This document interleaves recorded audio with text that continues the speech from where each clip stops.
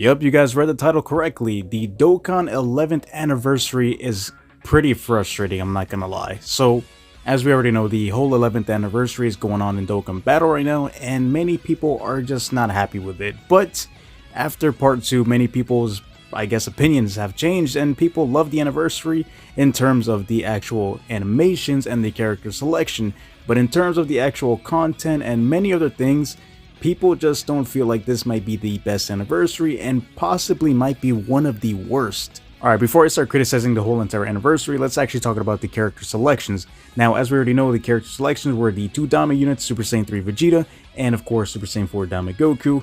And in part 2, we did get the tag Super Saiyan Blue Evolution and UI Goku with the Super Saiyan 4s, and people absolutely loved the part 2. But in terms of part 1, I mean, it's kind of expected. We kind of thought the Dama units were going to be the part 1 of the anniversary, but I think people just weren't excited or weren't like super hyped up due to the fact that it's been a couple months ever since the anime ended and people just wanted these units fast, like in the game. So in terms of character selection, I feel like they did a pretty good job considering the whole type theme around it was reaching new horizons or something like that if I'm not mistaken. And well, we did get UI Goku in Super Saiyan Blue Evolution and the tag 4s, which was pretty expected considering there was a whole leak or something that these units were going to be appearing in the anniversary.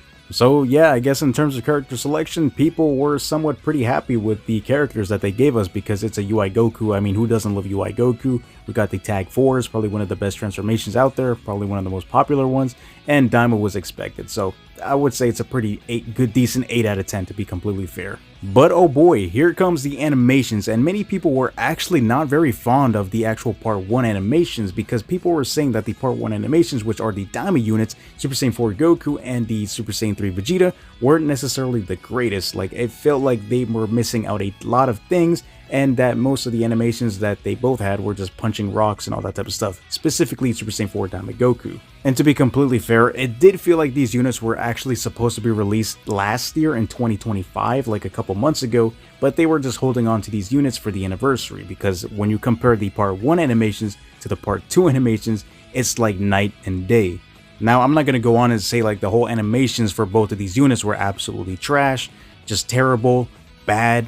No, dude, they look fantastic. They still look great. There's some shots in both of these animations that don't necessarily look the greatest, but to be fair, I would put them like in a great or pretty good category in terms of, you know, Dokkan aesthetic and all that type of stuff. And as we already know, UI Goku stole the show, and that man looks like a whole masterpiece. I don't know how they did that. I don't know what they did, who they hired, but that man looks absolutely beautiful. And hey man, even with the Super Saiyan 4s, like bro, once they showed UI, man, like that was on a whole nother tier. That was a whole nother level of animation that Dokkan has never given us before. So I really don't know how they can one-up this type of animation.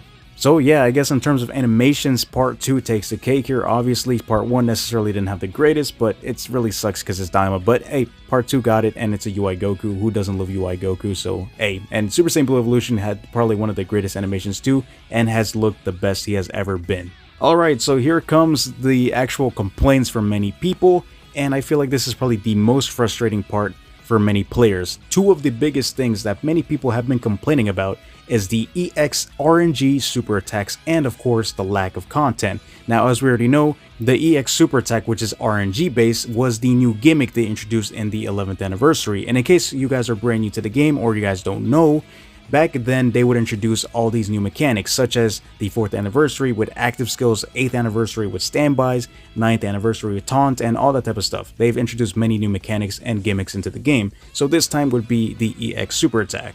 And while yes, this idea is cool in concept, I feel like it wasn't executed the greatest just because of the fact that it's RNG based and we already have the game which is RNG based. Like everything in the game, this is a whole gacha game, is RNG. The thing that sucks is that now you're adding more RNG implementations into a game that is pretty much focused on RNG. You can't go into a whole stage and be like, all right, I want this exact rotation. It's not going to give you that exact rotation until you yourself pretty much gets lucky with that rotation. So, I mean, what else do you expect? So people are getting frustrated. They're like, dude, I want to get the EX super attack because of course it's going to give buffs to your team. And if you don't get the EX super attack, well, it's just like, dude, I'm not going to see the animation and I won't get to see the buffs for my team. And well, yes, you can get very lucky and get the EX super attack every single time. I mean, there's other people that are suffering out there just being like, dude, can I please get just one EX super attack, please? Just like I stated earlier, the idea is cool in concept, like it sounds great, it sounds cool, but it was executed poorly. So of course that's going to frustrate a lot of players, and that's probably one of the biggest things that players are frustrated about. They're like, dude, I'm trying to get the EX super attack because I'm trying to see this extra cool animation they put more effort into, and well, we don't get it. So I totally understand many people, and it really sucks, but that's the new gimmick we got this year. I don't know what they're going to do next, but like I said, it's cool in concept.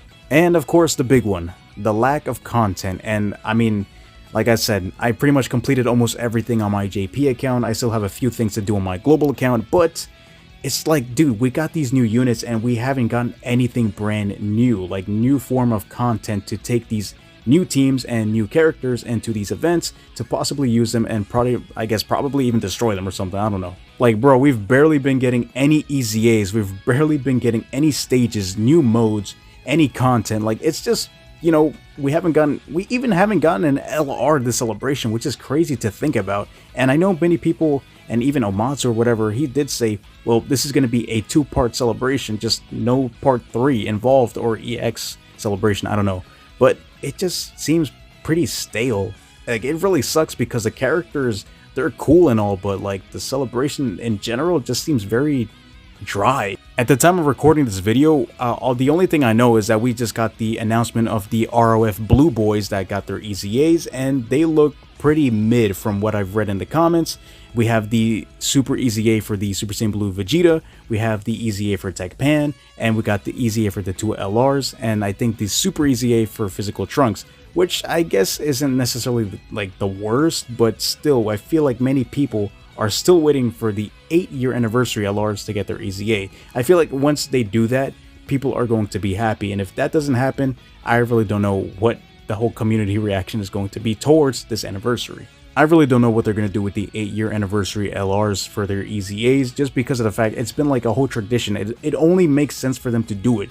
We've been doing this ever since the 7th anniversary, with them having the 3rd and 4th anniversary LRs EZA there. So hopefully they do EZA soon, because as far as I know, many people love both of these LRs, so it only makes sense for them to do it.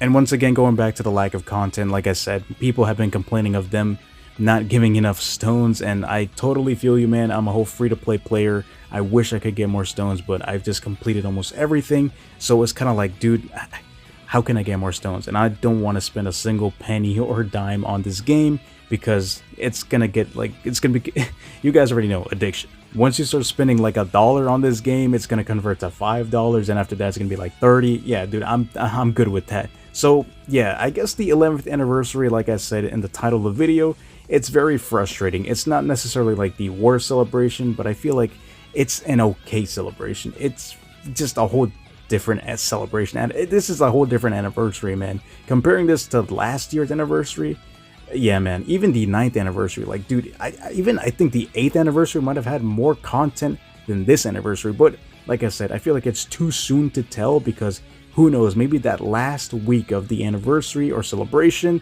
they just give us like the most craziest thing. Like, we're gonna have like tens of thousands of things to do in this game. So yeah, hopefully they give us more stones and more content, and hopefully they give us more EZAs, and they do EZA the 8-year anniversary LRs, because I feel like that's one of the biggest things that many people are waiting for, to make the celebration at least somewhat decent in their eyes. So, you know, it's all for the players, you know.